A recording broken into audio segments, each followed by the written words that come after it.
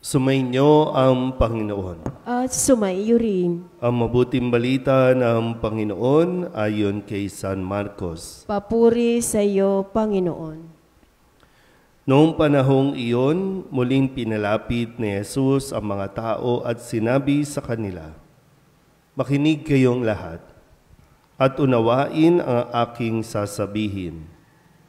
Hindi ang pumapasok sa bibig ng tao ang nakapagpaparumi sa Kanya sa mata ng Diyos, kundi ang mga nagmumula sa Kanya. Ang may pandinig ay makinig." Iniwan ni Jesus ang mga tao at nang makapasok na sa bahay, siya'y tinanong ng kanyang mga alagad tungkol sa talinghaga.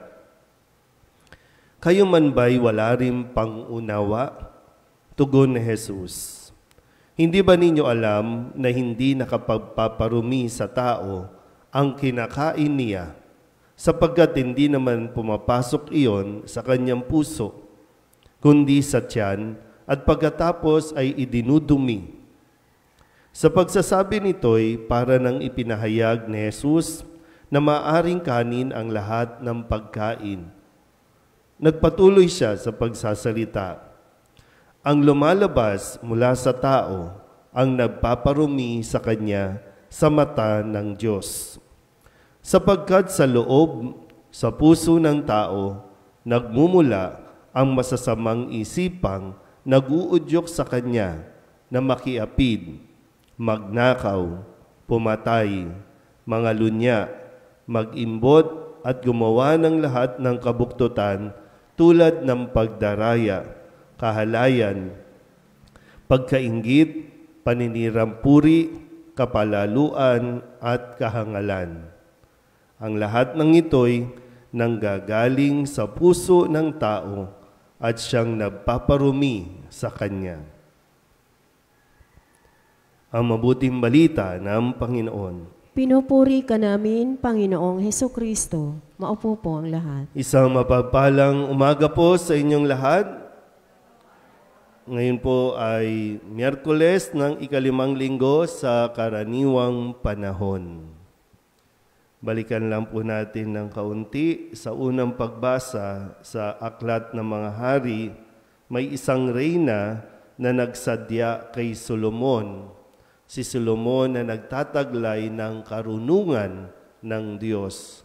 Kung maalala po nyo ulit, nung magsisimula pa lang sa panunungkulan si Haring Solomon, wala siyang ibang hiningi kundi ang pusong marunong humatol, isang puso na makapagdidesisyon ng tama o mabuti para sa kanyang nasasakupan.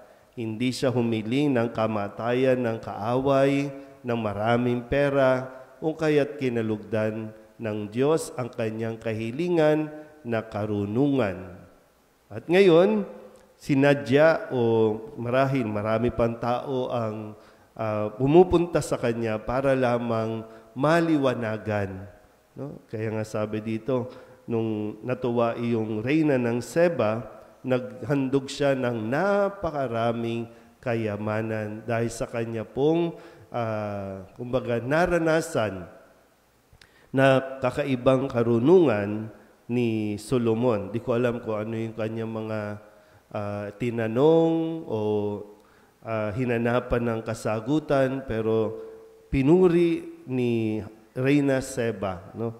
O ng Seba, itong si Haring Solomon. At sa Ebanghelyo, sa pagpapatuloy din, no, may lumapit din kay Jesus ang kanyang mga alagad at nagtanong din tungkol sa talinghaga. Pero sabi nga po, parang medyo may pagkadismaya din, no, si Jesus sa kanyang mga alagad dahil nang sabihin niya, "Kayo rin ba'y walang pang-unawa? Kayo rin ba'y walang pang-unawa?" Kaya nga napakahalaga po, no, na tayo ay marunong makinig. Yan, sabi dito ni Jesus, bago niya sabihin yon, ang may pandinig ay makinig. Kasi kung hindi ka makikinig, hindi tayo makikinig, kahit anong sabihin natin, walang mangyayari.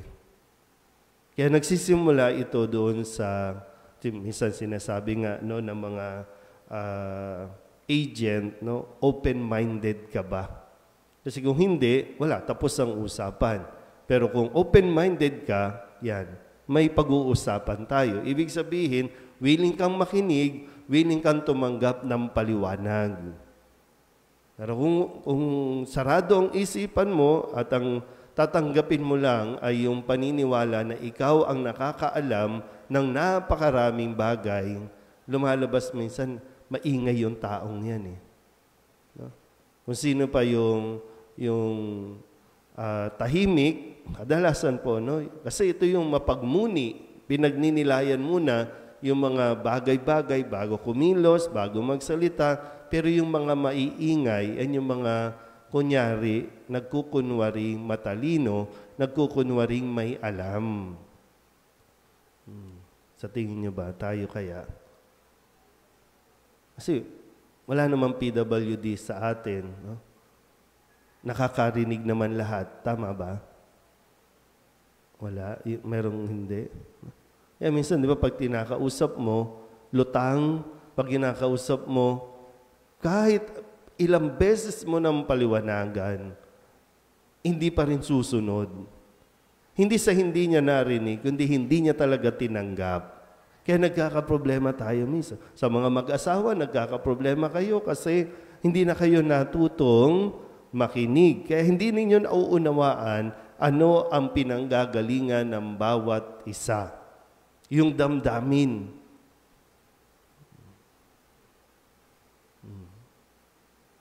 Marami nagtutungo, no?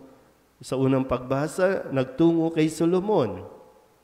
Sa Ebanghelyo, mismong ang karunungan na ang nagsasalita. Tingnan niyo po ito, no? Ang may pandinig, makinig. Ang sabi ni Jesus, sa puso nagnagaling ang pangangalunya, pag-iimbot, o inggit, kahalayan. Ano ngayon na nangyari? Wala pa rin. Bahala ka dyan, Lord. Di pa rin kami magpapakasal, Lord. Hindi ko pa rin aalisin yung selos, yung inggit. Pero maraming tao ang gumagastos pa, no?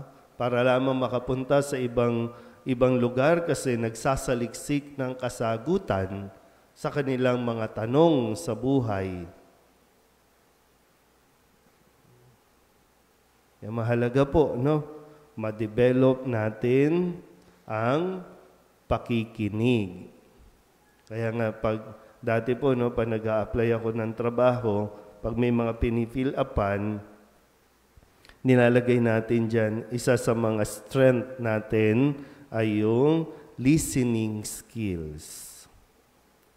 Skills din eh. Kaya dinidevelop. Hindi lang basta nakakarinig ka, kundi talent din eh. Kaya alam sa ibang bansa, malaki ang kita ng mga therapists, psychologists. Ano bang ginagawa nila? Nakikinig lang muna.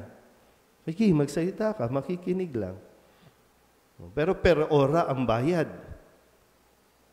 Sa ating nasa misa tayo, wala namang bayad dito. Pero hindi ko alam kung saan ba may problema. Minsan nga, iniisip ko, no, kailangan, number 1 priority, maganda yung audio para mapakinggan ng mabuti. Pero maayos naman ang audio.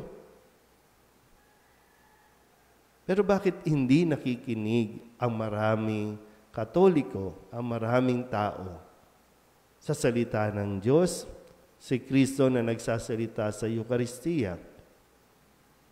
Yan. Kaya isang grasya din po, no, na sana hilingin natin sa Diyos na magkaroon talaga tayo ng mabuti, magandang pandinig para maunawaan at magkaroon tayo ng pangunawa.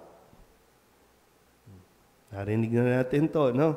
Sa puso nanggagaling ang lahat ng nagpaparumi sa tao sa mata ng Diyos. Alam mo na ito, narinig mo ito ngayon. Alam natin, sa bawat isa sa atin, mayroong bagay na nagpaparumi sa atin. Ang tanong lang, pakikinggan mo ba? Pag pinakinggan mo, ibig sabihin, lilinisin mo ito. Aalisin mo ito sa ating mga puso o sa ating pagkatao.